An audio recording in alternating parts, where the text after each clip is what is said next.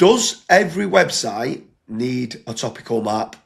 Today I'm joined with German's Frolovs and I'm going through whether every single website that you create should have a topical map. So let's jump straight into it. In your opinion, does every website need to have a topical map being created? Well, no, I don't think that every website needs a topical map. I would say that it is most necessary when the website growth would really highly depend on the organic search.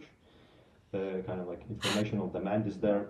You do depend on content publishing, and you aim, yeah, ultimately aim to achieve the topical authority. I think definitely SaaS websites relying on SEO,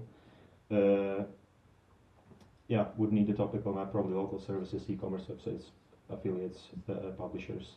But like simple portfolio websites, small brochure websites, or some kind of private SaaS that have no potential for organic acquisition or no desire, they shouldn't have it. So yeah. However, like even though that even websites that do not need a topical map, but still they still need some kind of source context definition, clear explanations who they are, how they earn money, what they do, what is the purpose of the website. So basically, topical map or topical map or not, every website needs that clarity. Yeah, So for sure. And at what stage, if you're a webmaster and you own a website, at what stage realistically should you be looking? If you've got, let's say you're launching a brand new website, in an ideal scenario, at what stage should someone be looking to have a topical map if it is a competitive market? yeah, so if it is a competitive market and the organic search is expected to be a very important acquisition channel, then I think the topical map should be created from the start, even ideally before the website is launched. And also, of course, content briefs need to be created. Content needs to be created before the website launch.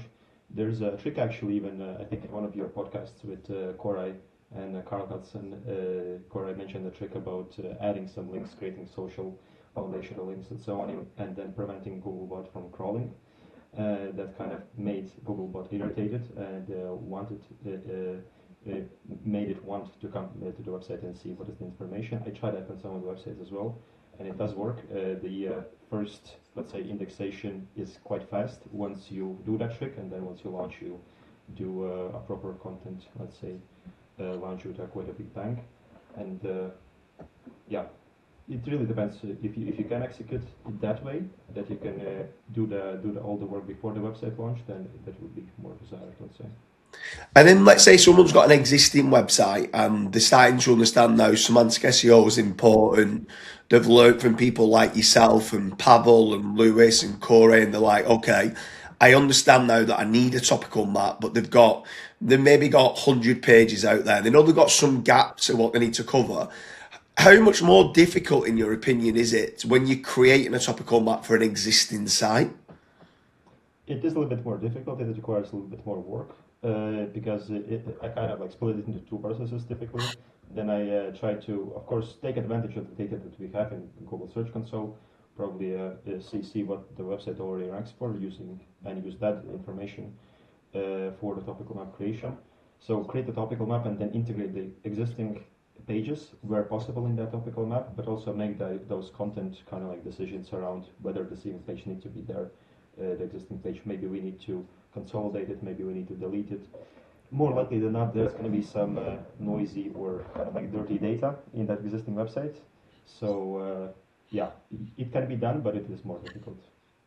And let's say there's search demand for different types of websites. So obviously you've got like SaaS websites, you've got affiliate websites, you've got local websites, and someone determines that they go, okay, we need to have a topic, we need to get a topical map being created.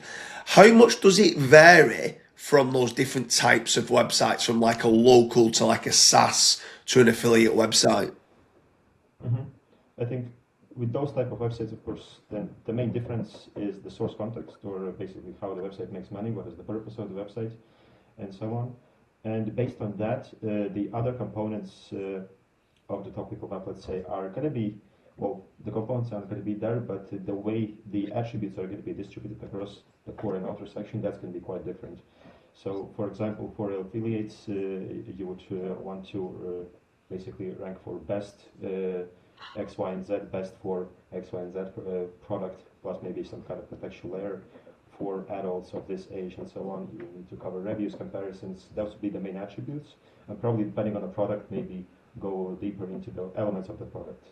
Let's say if it's probably like electrical scooter, probably battery life, speed range, and so on. For e-commerce, it's going to be different again. You probably have category pages, scooters by type, brand, price, maybe different parts, accessories, shipping, warranty, and things like that would be more important. And then for a local website, again, it's the same kind of like niche industry, but the things that you are going to be processing in your core and outer section are going to be different again. In the core section for your, let's say, repair service business, you would talk about how to repair, like, can I repair this near me? Let's say if I broke the tire, I need to change the charging, brakes are not working, how to get the service near me. So although the niche of the industry is the same, the things that you process and where you put them, core and outer section, that's going to be quite different. Yeah, and then with regards to, let's say, I'm going to give I'm going to role play like an example of a website. So let's say you're a construction company, and you're a local business, and you've done an existing topical map, and you understand that the monetization method and the source context is that you build, let's say, swimming pools, and you're a construction company, right? But you're then thinking to yourself, from a monetization point of view, further down the line, that you want to now start providing training, and it's a completely different monetization method, and you might put it in a subfolder, or you might decide to put it in a subdomain. Can a website have multiple topical maps? And have you ever done that before? Um, yes, I think definitely websites can have like multiple topical maps, but I would more think about them like segment or section, the website section maps, and they're fine as long as they belong to the same kind of like business universe. But they can be harmful when you create them completely separate and unrelated from the main website. Like in your example, I think it could work. You mentioned training for It how was to do more it going to be, what I yourself. was going to say, it was more going to be training for the maintenance of the swimming pool. So there's a construction company of swimming pools, but then they seem to keep being asked, okay, like chlorine levels and stuff like that. And it's Mm. more about how they should be maintaining it moving forward. But that's not part of their main source context of them as being a construction company. But they want to provide the training and the PDS and the online training to say, this is how you maintain it moving forward. Would that require a different topical map because it's got a different source context and stuff? Yeah, definitely kind of like different topical map or segment map, let's say, and then as long as both are connected, I think it is the end of the, let's say, buyer journey, but then kind of a continuation of the life cycle post-purchase. I think it completely makes sense and could be separated in the same website in a different section and connected from the business context to that, from the main business to that, let's say, supplementary business context as well in a good way.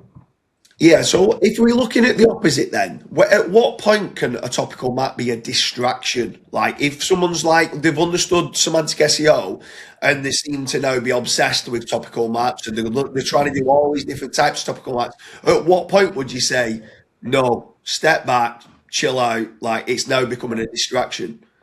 Yeah, you're right. It's I started seeing that like a couple of years ago, and the whole, let's say, framework and the whole concept of topical maps was a little bit romanticized quite a bit, and many people were for it, and some were maybe against it. But I would say it could be an overkill and maybe a distraction when the business is not considered. Let's say when the business is using it before it has actually clear product market fit and the reason to build that organic authority.